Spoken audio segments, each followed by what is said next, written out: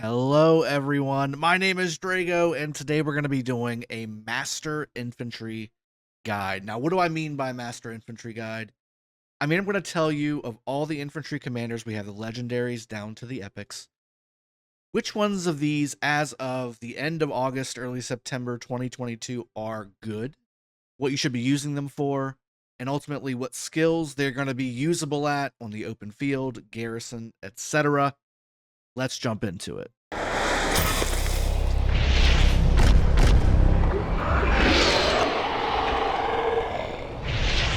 Welcome back, everybody. Glad to have you here. If you're enjoying the video or it's useful for you in any which way, make sure you hit that like button, subscribe if you haven't done so. This is a sponsored content creation channel for Rise of Kingdoms. I want to make sure you're getting your daily content here on the channel. Now, the whole point of this video is to really walk you through these commanders one by one. We're not going to spend too much time kind of talking about generic stuff. We're really going to be going into the nitty-gritty on what the commander's for, what game mode inside of Rise of Kingdoms should you be really focusing on with each one of these commanders, if they're useful to you from a free-to-play model all the way up to heavy spender, how much it would really kind of take you to get this commander maxed out, or if you even need to max them out. And then finally, we'll talk about the skill levels themselves. Should you use them at 5111? Do you have to max that commander? All those good things. We're going to make sure that you know what each one of these commanders will be useful for you and your account. I filtered it by legendary and epic. I sorted it by rarity, and I have the unit type as infantry here. So with Constantine is an older commander. You get him before you get into Season of Conquest. He's a Season 2 commander, as you see at the top there. When he first came out, he was very, very strong when it comes to defending against Attila Takeda, and certainly he has his benefits throughout the game. But really, he's been relegated now to Sunset Canyon activity and maybe a little bit of open field middle fight Osiris League for his debuff. So he has a nice debuff here, the damage taken reduction debuff of 10%, and reduces damage taken by his commander's troops and nearby allied troops by 10%. It doesn't say specifically how many allied troops are targeted. Some say it's 5. There isn't really a targeted number here, so we just have to go by what it says. But otherwise, I mean, this commander in general, again, focus on Sunset Canyon and mid-fight for Osiris League. That's about it. You can kind of get away with him in a garrison before Season of Conquest if you want to, but that's about it. As far as how he's usable, 5511 is really how I would start him out. And honestly, unless you're using him as a garrison, you really don't need to get him past that. Anything you get extra on his 4th skill will be a bonus because of the heal that it provides. Goes from 7,500 healing factor all the way up to 15,000. Anything on the 4th skill extra is nice, but don't spend sculptures to really get him past that. And his expertise is kind of meh. So Sunset Canyon, middle fight for Arc. That's basically it for Constantine. Number 2, we have Richard. Richard is one of the original commanders in the game. There is no season requirement for him. He used to be in the gold chests, but he was removed along with YSG and turned into a Wheel of Fortune commander. For those of you that are joining the game later, we used to be able to get him in gold keys. How about that? I do have him maxed as well, just because, again, I've been playing for 4 years. But for those of you that have just started, or those of you that are, within the last 2 years or so, this is a Wheel of Fortune commander, and as such, you need to kind of treat him that way. So what's he used for in Season of Conquest and going forward? Well, he's used in everything except for garrisoning. So open field, he's a good commander, not great. Good, not great. Good, not great for Ark of Osiris. Good, not great for Osiris League. Great for Canyon. So Sunset and Lost Canyon, he still is definitely a top tier commander for Canyon. But again, Canyon is really just a chore more than anything else, unless you're just really into that kind of thing. But you'd be investing in commanders and equipment. If you're doing that for Canyon, you're really nerfing yourself for the rest of the game. So I just wouldn't recommend that. But what should you use Richard at from a skill level standpoint? Well, certainly a 5511 would be perfectly fine. You get a damage taken reduction bonus and a counterattack bonus, but really his main skill here is the bread and butter of Richard. He's a 1400 healing factor commander. He has damage reduction 30%, That's a fan-shaped debuff as well for March speed reduction of 15%.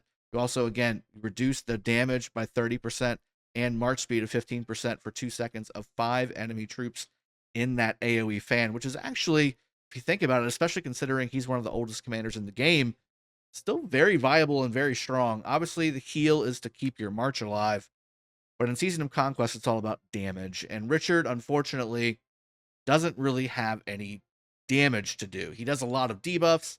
He does a lot of healing, obviously. He does a lot of damage reductions, damage taken reductions, attack and defense bonuses, healing effect enhancements, watchtower damage taken reduction. I mean, who needs that?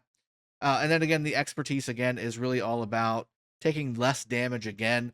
But the key here, the special thing that Richard has that not many or any commanders have without some kind of a proccable skill or talent, is this part. Every 10 seconds, the target's march speed is reduced by 50% for 5 seconds. This is what makes Richard still a very viable Season of Conquest commander, especially for those of you that can't keep up with the rotating meta every, every couple months where there's a new prime commander out or a new commander in general out that completely blows away all the other commanders. If you can't keep up, Richard's a good viable thing there.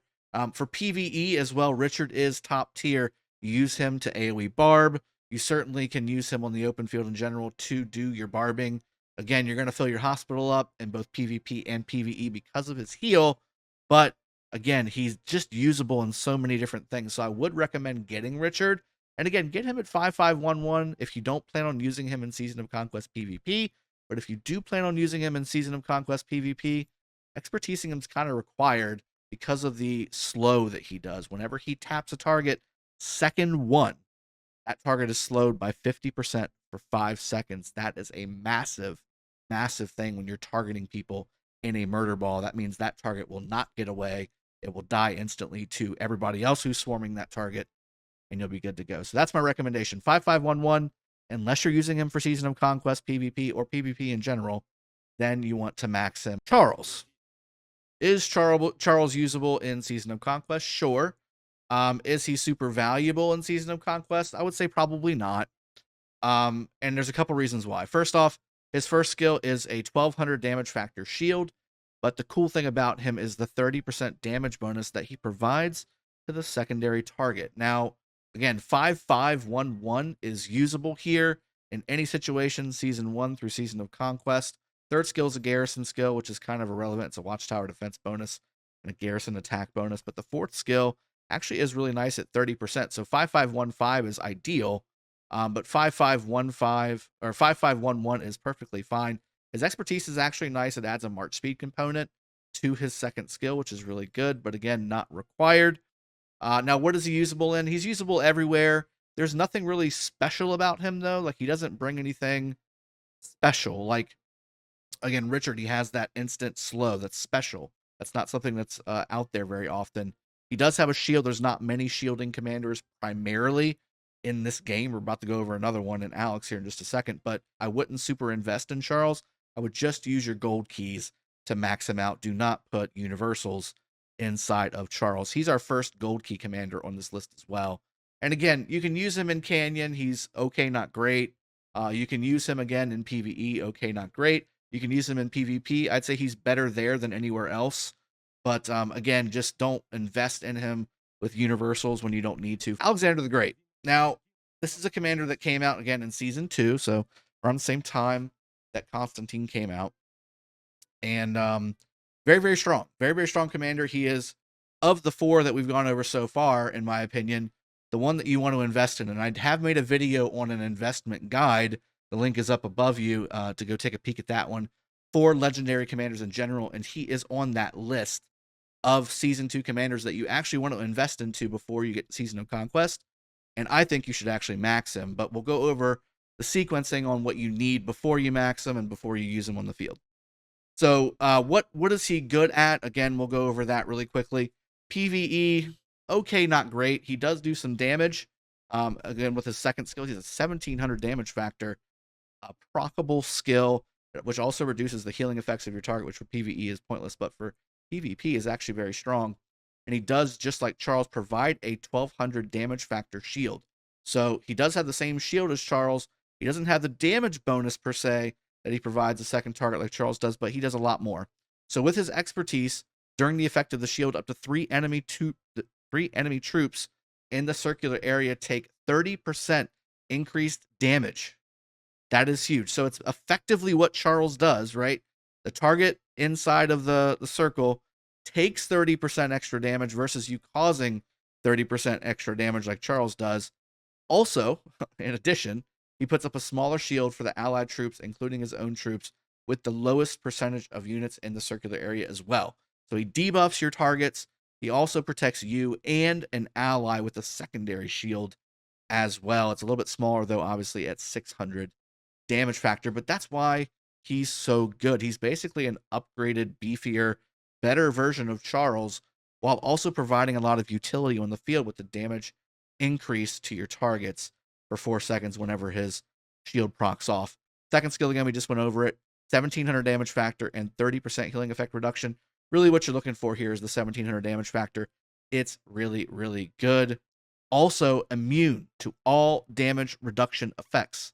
You want to max Alexander. If you're going to max a commander in this list so far, it's Alexander. You want to put your sculptures into this guy. This is a Wheel of Fortune commander, so again, you don't have to win an MGE to get him. He is a must max. Now, before that, 5511 is fine, but again, the fourth skill is really good. You're either going to have a 40 or a 30% buff, depending on shielded or not shielded. And again, third skill is also really good, giving a 30% march speed bonus and another 30 attack, makes that 1700 damage factor really, really strong. And again, just in general, Alex is a must-have. You want to max him, whether you're an infantry player, a cav player, an archer player, leadership player, whatever you want to call yourself. Alexander is a must-have if you do any field fighting. He should be a part of your mix. Let's talk about Guan. So Guan is another commander. We were talking about special things, right? The Richard specialty with the slow. Alex obviously having a really special first skill that we just went over. Guan has something really special right now too, and that's not only the fact that he pours out a ton of damage for an infantry commander, but he also does a silence. So at the same time, all targets are silenced for 3 seconds that he hits with his AoE damage, and that's 2000 AoE damage factor if he's your primary, which he should always be your primary. There's not really a situation where you want to nerf his damage by half by placing him in a secondary slot. He should be your primary commander in whatever march you have him in. And again, Guan Alex is a tried and true pair if you don't have any of the later commanders that we're going to go over in just a minute. Guan, you must have. Now, what is he usable at? I was going to make a whole video just on this and explain why and all that stuff, but in all reality, it can be summed up by this. This is special. This is really the only thing that's special. Everything else is either a rally skill, like the second skill here, which is irrelevant if you're just using them for open field. And again, for the third skill here, these are all decent bonuses, but it's attack, it's march speed, and it's a healing factor when you leave battle, so it's not really helping you kill stuff, just helping you with a little bit of a heal when you leave battle, which in Murder Ball does happen quite a bit. But then the fourth skill here just adds more damage factor. So really, if you could do 5 something something 5, you're set. And honestly, what's he usable at? 5111. He's usable at 5111. That's how special this first skill is. You've got to have as many AoE silences on the field as possible. That is literally nerfing your target's damage substantially with all the silences that are popping out there. People talk all the time about how Trajan, like if you have a bunch of Trajans on the field, how powerful that is buffing up an entire murder ball. Well, Guan Yu, having a bunch of Guan Yus in that same method, right? If you can have that many Guan Yus AoE silencing everything under the sun right in front of you, that's just as amazing to have on the field. Now, again, ideally, what do you want to do? Ideally, I wouldn't even max him.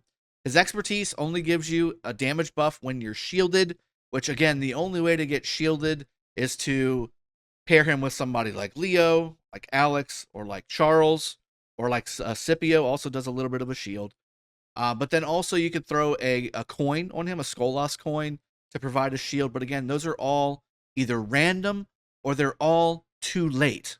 So the length of the shield from Charles and from Alex is not long enough for either of those commanders to be secondary giving Guan Yu all of his damage that he gets as being a primary, and still come back around to Guan Yu firing off his skill again to where they get the bonus from the expertise. So, in my opinion, again, I wouldn't recommend expertising him. The 100% march speed for 3 seconds when leaving a structure is nice, but it's not required. And ultimately, in a murder ball, going back and forth, you're not leaving any structures.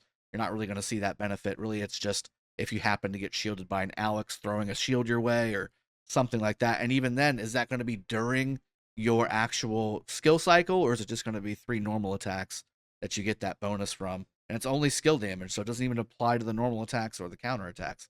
So you really have to get lucky. And again, lucky doesn't tell me spend an extra 390 sculptures. Personally, that's just me. That's just me. Don't spend 310 extra sculptures if you got them 5-1-5-5. But again, 5 something something 5 is perfect. 5-1 something 5 is really what you want to use them at endgame. You don't even need to max him, but again, 5-1-1-1 is usable and certainly viable in the open field. I would take a 5-1-1-1 Guan over a player who doesn't have Guan at all. Maybe that's a little more helpful. And again, for what he's used for, you can use him for PvE, you can use him for PvP. He obviously shines in PvP. Certainly a must-have inside of Canyon assets. Certainly a must-have inside of murder balls. We just talked about how important it is. Great in every kind of PvP mode. Champions of Olympia, all that stuff, right? Like, he's just really good. Let's talk about Zenobia. Now, as you can see, I've got like amazing gear on Zenobia. It's because as a Garrison player, you need to have amazing gear if you want to be a Garrison player. That being said, Zenobia is obviously very one-sided. So she is a Garrison player. You don't see her on the open field at all. None of her skills really lend itself to being a positive open field player. PvE, PvP, irrelevant. Canyon, irrelevant. You can certainly use her in Canyon to get a little extra heal if you want to, but once you get to at least mid-tier in Canyon, it's going to be, again, irrelevant. She is one of the best in slot Garrison commanders, though. She is still meta for Garrison infantry right now. Zenobia Flavius is generally the agreed upon Garrison if you're doing infantry. And again, you want to have best in slot equipment to facilitate that. And because she is a Garrison only commander, she needs to be maxed. So you either max her or you don't. And if you max her, you are now a Garrison player. Welcome to it. You are now your kingdom's Garrison player, and you need to start working on getting your equipment to look as much close to this as humanly possible. There's a couple little upgrades you can do here and there to make this a little bit better, but you understand what I'm saying. This is basically best in slot. Everything is procced. Everything is iconic. This is what you want in your Garrison from a equipment standpoint. But again, if you have Zenobia, that means you need to have YSS as well, or you need to have Flavius, which we'll talk about next, or even Scipio would work in a pinch here as well, which we'll talk about the one after that. Let's talk about Flavius. Flavius is one of the most recent Garrison commanders for infantry. As you can see, he is infantry, Garrison, and skill. Came out at the same time as Scipio Prime. Flavius is really strong. Now, is he only Garrison like Zenobia? I would say no. I would say no. He is usable in the open field strictly because of this. So again, direct damage factor of 2,300. That is Generation 5 level commander in Rise of Kingdoms, which means he is the latest and greatest when it comes to the direct damage factor numbers. He also has, if the target has been reduced to half, he has another dot, which does three ticks of 150 more damage. So now you're talking an extra 450 damage on top of 2,300. So now you're at 2,750 if you're hitting somebody less than half health, which is really, really strong. Second skill, buffs and stats, attack, defense, and health. Obviously, the defense and health are only when Garrison, though, so you only get the attack on the open field. For the third skill, counterattack damage bonus of 20%. That's everywhere. But when you're Garrison, normal attacks also do a debuff on the target for a number of stacks. For infantry, 1% damage bonus, stacking up to 10 times for 15 seconds. Fourth skill, increasing all damage dealt by 10%. That's everywhere.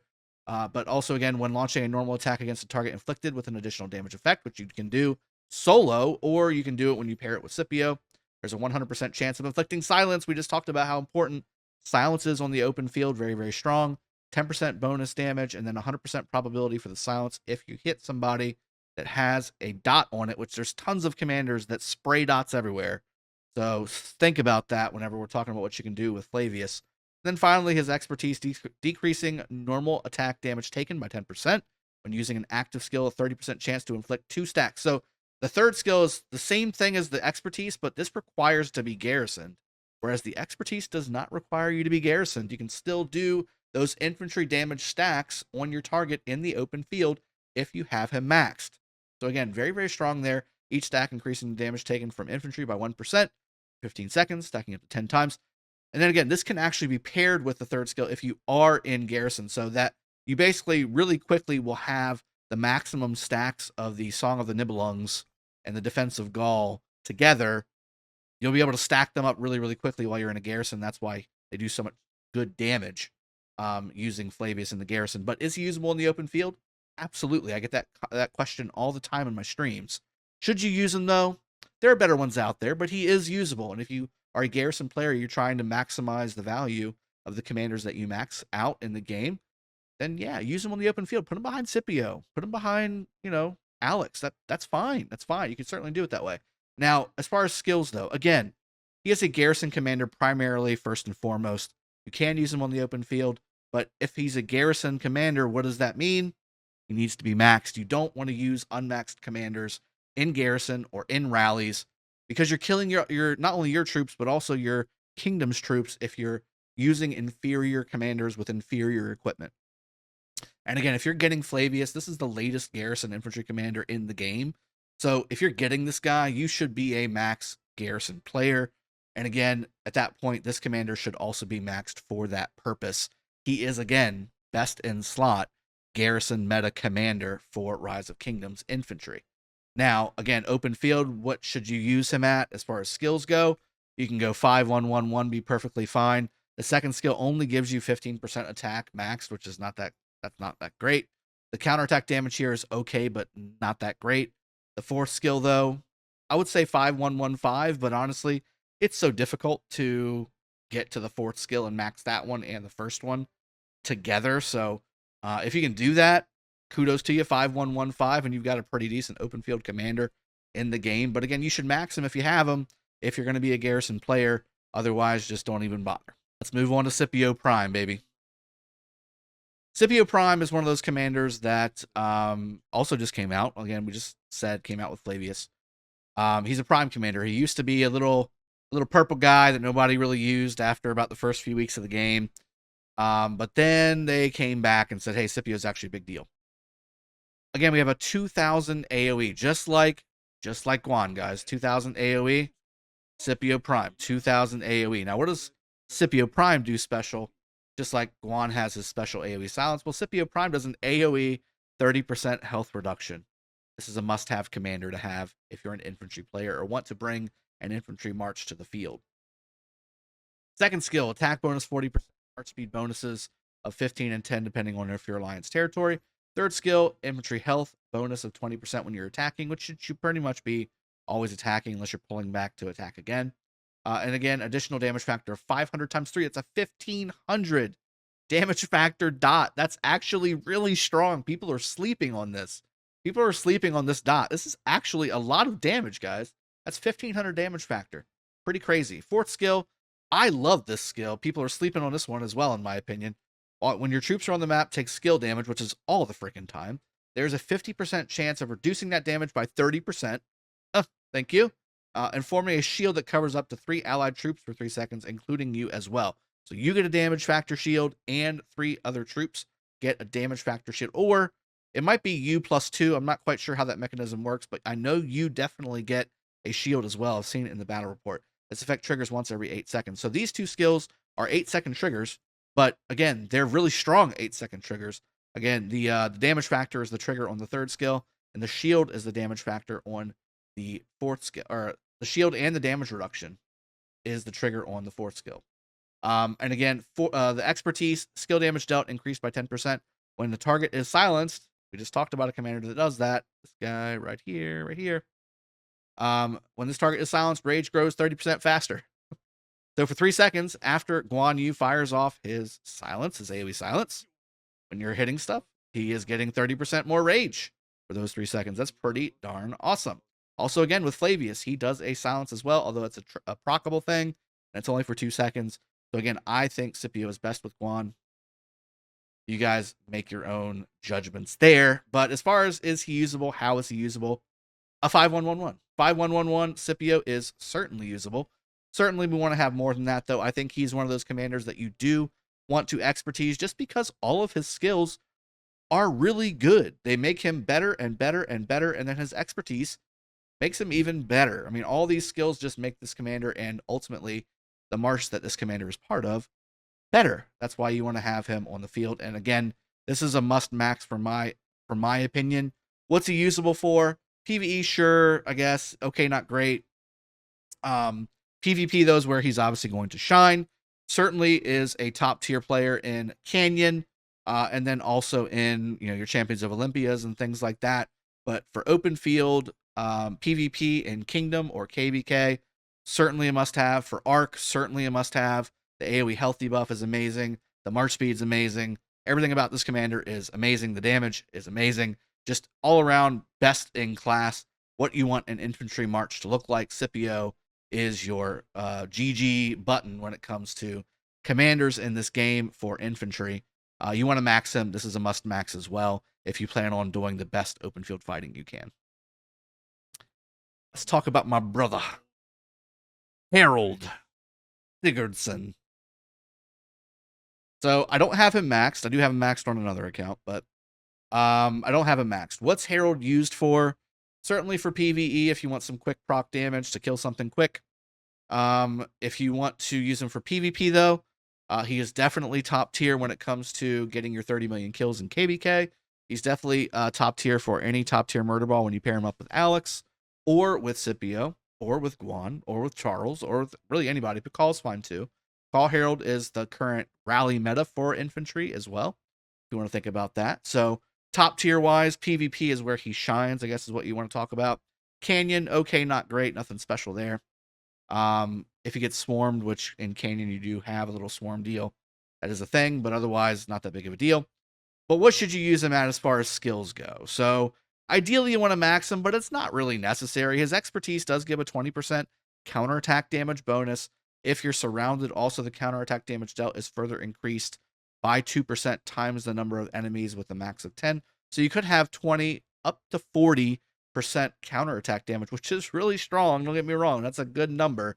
That's also 310 sculptures, which again may not be worth it for you if you need to be very frugal with your legendary sculptures. He is a Wheel of Fortune commander. So again, act accordingly when it comes to getting his sculptures. Berserker being his primary skill, the damage factor is not that great, but we'll come back to this because if you're surrounded, it actually jumps to 1500, which is nice, and you do provide a damage bonus for the secondary commander in your march if you have Herald primary. If you have Herald secondary, you're basically losing this damage bonus because you're not going to come back around to a skill damage bonus receiver on the primary if Herald is secondary because there's just not enough time to get that done. His second skill is his rally skill, so if you're doing it for open field, you can nix this one. If you're rallying with him, just like with Garrisons we talked about before, he does need to be maxed, so you need to max him all the way. And again, if you're rallying with him, you also need to have Pakal, which we'll talk about in just a little bit. But for open field, you can completely skip the second skill. It is fully to do with rallying, so you can skip that altogether. Third skill is an attack bonus, march speed bonus, and infantry stack increase of 5%.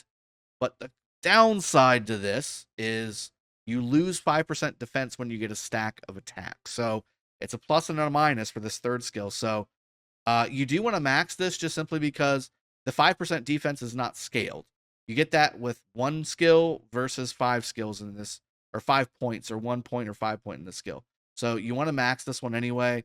And then the fourth skill is a good one to max as well. And in fact, it's a must-have to max because that's what makes Herald special, is his ability to throw axes like crazy. His damage factor is fairly low, but because his fourth skill gives you a 20% chance with a cooldown timer of 5 seconds, you can fire off your axes every 5 seconds, basically. And that makes this damage factor a lot higher in reality because your DPS is a lot higher. Now, the damage factor is obviously the same, but your DPS is a lot higher because of this fourth skill. And again, if you're using him for strictly open field, I would recommend 5-1-5-5.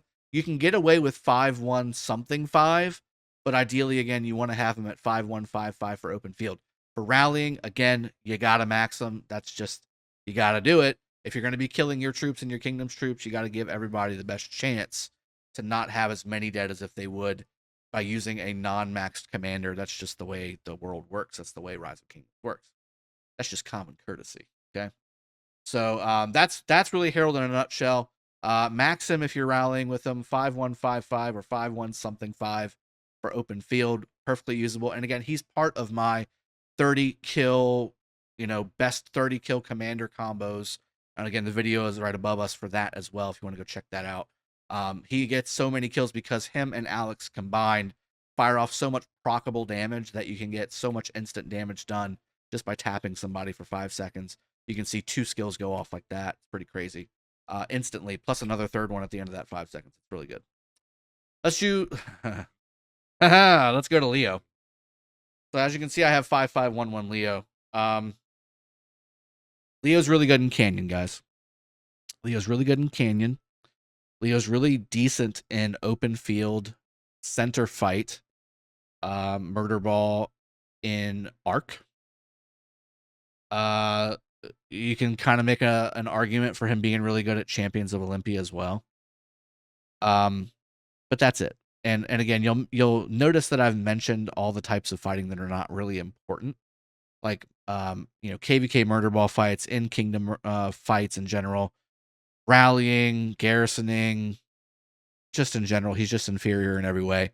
So we just talked about how low Harald's damage factor is at 1200 and 1500. Leo does an AoE of 600. Now it can go 50% higher when your target is affected by silence, which is why a lot of people in the past have used Guan Leo. So that makes it a 900 AoE, which is a little better. And you do get a 30% health bonus for 3 seconds after casting his skill, which is also kind of nice. And then a second skill here, a 30% defense bonus and a 15% speed of raged gained bonus, which is again okay. But there's not really anything special. Shield, 800 shield that's proccable. So you have to have half your troops first off. So you have to be half dead before the third skill works. And then again, as the shield is activated, all infantry units led by this commander also gain 15% attack. Whoop-de-doo. Richard gets that. Fourth skill, Son of the Lion. While on the map, each attack has a 25% chance to grant troops led by this commander 5% increased damage for 5 seconds. This effect can stack up to 4 times. This would be really good if this actually worked. The problem is you only tend to get about 2 stacks or 1 stack at a time before it goes away. And sometimes you don't have any stacks. You got no stacks. And then again, this is basically a 4th skill of a legendary commander, which again makes it irrelevant if it doesn't work. And then finally is expertise. When troops led by this commander are reduced to 10% of your units remaining. So you have to be 90% dead for this to even trigger. Troops deal 400% increased damage and take 50% less damage for 10 seconds. The idea behind this is hilarious because it's because of the Battle of Thermopylae, the last 300, the last stand, all that good stuff. Problem is in practicality in Rise of Kingdoms, you're already doing like 10% damage in the first place with a 10% full army. And then they're going to increase that by 400%. So 10% of 100%, and then you increase a 10% to 400%. That's basically a 40%. So you're still hitting at 40%. When you're hitting harder when you bring the march out fresh versus when you actually have the skill trigger in the first place.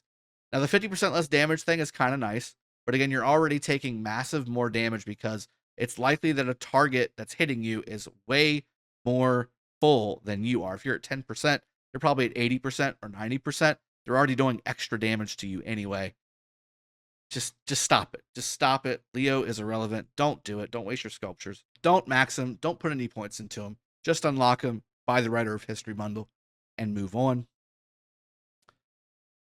Chuck, CJ, whatever you want to call him. He is a slightly better version of Leo. So without going too deep into the stalwart mechanic and the sacrifice mechanic and all these things here and all that stuff, He does do a decent damage factor of 1700. And again, if your target is less than 30% of the units remaining, you can do an extra 300. So it's potential to have a 2000 single target damage factor on CJ. His second skill is an attack bonus, which is nice, 40%. Pretty strong, actually. And again, you deal 5% increased damage to cav, but take more from archers. Third skill, 40% chance to take 25% up to 50% less skill damage. This damage reduction effect can trigger once every 4 seconds. Again, it's kind of nice, but it's not really relevant. If troops led as commander consist of only infantry units, which they should, they gain 3% increased up to 15% march speed with a 50% chance, up to 100% chance of dealing 5% increased skill damage for 8 seconds when attacking. The same mechanic that we just talked about with the stackable buff for Leo applies to sacrifice. So in real world combat, in KVK, in Kingdom, even in Arc for that matter, you're not just going to sit there and be stationary. You're going back and forth, back and forth. What happens is a lot of times you will lose your stacks when you do that, because you're going to attack for 5, 6, 7, 10 seconds at most. Then you're going to pull back for 5 seconds. And then you're going to go towards the target again and for 5 seconds. By the time you get back to that target to hit again, you haven't rage cycled at that point. You start over again, which means that you have no stacks, which means this fourth skill for CJ and the fourth skill for Leo doesn't work as intended. I understand that this is something that if you just sat there 1v1 and just started hitting each other back and forth, this would work out really well for you. But in reality, in the way that fights actually work inside of Rise of Kingdoms, this is not something that you actually want to have on your marches, because it doesn't work half the time. You'll get a few stacks for CJ, you'll get a stack or two for Leo, and that's about it. And again, that's not what this is made for. This is supposed to make this commander really strong, when in reality it doesn't work as intended, and in fact makes this commander kind of average or weak. So expertise as well, it just boosts that mechanic even further. Stalwart and a sacrifice mechanic, so 50% damage taken bonus. The only thing it does is add another damage a damage factor to your sacrifice buff of sacrifice buffs times 50 damage. I'm not talking 5,000 or 500, 50 damage per stack, and it's reduced by 15% per target. Just avoid CJ. Again, if you want to use them, 5-1-1-1's fine, and you won't see any difference between 5-1-1-1 and completely maxed. You really won't. The second skill is nice at 40% attack bonus, 5% damage to cab. Okay, so 5-5-1-1 maybe if you want to. Don't go any further than that. But again, I wouldn't even do that. He is a Wheel of Fortune commander as well. Just in general, avoid. So Leo, avoid. CJ, avoid. Pakal. Let's talk about Pakal. He is a rally commander through and through. You can use him in open field, but really if you're using him in open field, you're going to be pairing him with Harald as well. You should probably have them maxed if you do that. I don't really think that you should be putting him in the open field if he isn't maxed. It's a 1300 damage factor with 500 damage shield. Average. I mean, everything is just average on this. Second skill, infantry led by his commander gain a health buff of 30%, a march speed buff of 15%. That's strong. That's all the time. Also, if you're in a rally, all damage dealt is increased by 5%.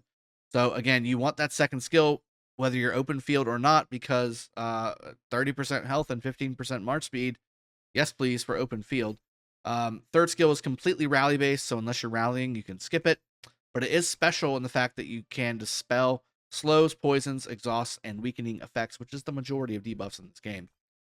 Fourth skill, reducing all damage taken by 10%. While on the map, gain extra damage reduction when surrounded as well. So if you're getting targeted as a rally or as an open field player, you will get a damage bonus with a surrounding effect as well. Expertise, troops led by his commander to deal 20% increased counterattack damage and take 5% less damage from all sources for 3 seconds after using an active skill. This is why Harald is so good with him, because whenever he fires his axes as a proc, that's considered firing an active skill. So you actually get the damage bonus basically all the time, or the damage reduction bonus all the time, which is what makes him so tanky. But again, if you're bringing Pakal and Harald to the open field and you're just basically bringing him out to get swarmed, yes, you'll get a decent trade whenever you go and look at the report. But at the end of the day, you're still losing a lot of resources and speed ups to heal all those troops, and you're not really gaining too much from it. It's nothing tactical about it. It's just for you. It's not for the group. I see a bunch of Pakal Heralds floating around in a a murder ball group, and I just laugh because they don't really provide much of anything to the group as a whole. They're really just there to be tanky and soak up damage, which I guess is a little bit of a value, but there's so many more valuable commanders out there that I would choose other people. That being said, if you are a rally player and you want to have the best infantry rally in the game as of right now, Pakal Harald is the play. And again, if you are a rally leader, just like the garrison leaders and all the other rally leaders we talked about, he needs to be maxed. So make sure you max him. Otherwise, if it's an open field commander, you can do 5-5-1-5 if you want to. But again, I feel like that's a waste of sculptures in my opinion. There are so many more better open field commanders in this game, like we just talked about. Alex, Juan, Scipio, Harald, even Flavius, I think I would take over Pakal for the open field just because of his next level damage factors and his tankiness. He has some tankiness in there as well. Let's quickly talk about the epics. I don't think we have anything to really say about this too crazy, but Sun Tzu is an epic commander that is still used in Season of Conquest to this day by people who cannot bring full max legendary commanders with all of their marches. Sun Tzu is really strong. He has a 5,000 damage AoE factor. If you hit 5 targets, you will do 5,000 damage factor. That is incredible. There is no 15% damage taken, or there's no 15% damage reduction on those AoE targets as well, because he is epic. So it's just a flat, I mean, that's literally one of the most damaging commanders in the game, hands down. Even YSG is less because he has the 15% reduction mechanic. Second skill is a garrison skill. Third skill is damage taken reduction by 10% and an infantry health bonus. These are really small numbers, but they're still very nice. But a 20% increased skill damage for the fourth skill, and again, the expertise, which everybody should have this done as one of the first commanders that you max in the game, gives him the extra 200 damage factor and 50 rage gained when you hit a target with his primary skill too. So not only are you doing 5,000 damage factor, possibly, but you also are gaining an additional 50 rage for each target that you hit. That's an additional 250 rage if you have that hit 5 targets, which again is well over the cap, but you understand what I'm saying. He just does so much for an epic. You definitely want to have him maxed. Don't bring him out, you know, in later Season of Conquest not having him maxed. You don't have Sun Tzu maxed by Season of Conquest. I'm not sure if you're playing the game. But again, he's very, very strong, obviously, and still usable to this day. Eulji's kind of irrelevant. His damage factor is low. This doesn't really work that well, and it's only for non-skill damage. 15% attack and defense is okay, but just don't use Eulji. There's so many commanders that are better at 5-1-1-1 that are legendary. Just use those.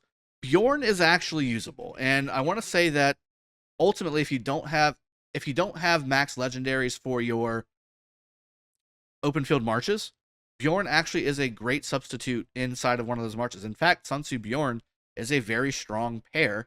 I like Bjorn Alex. I like Bjorn Harald. Whichever way you can play it as well is very, very strong. 700 damage factor, which does scale with some of the other skills here. Direct damage factor of 800 here. You also got attack and defense bonuses there. And when you're attacking cities, this bonus applies, but it's not really that big of a deal.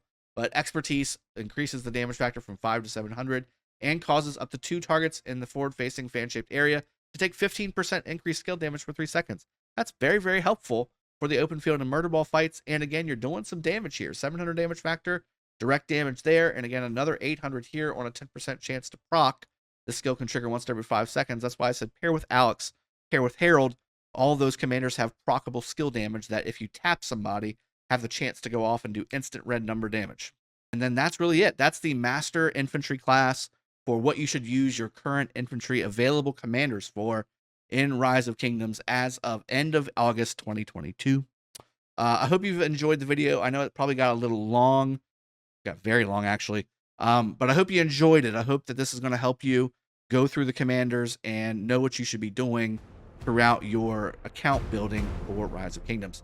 I'll see you guys next time. Cheers, have a good one, and take care.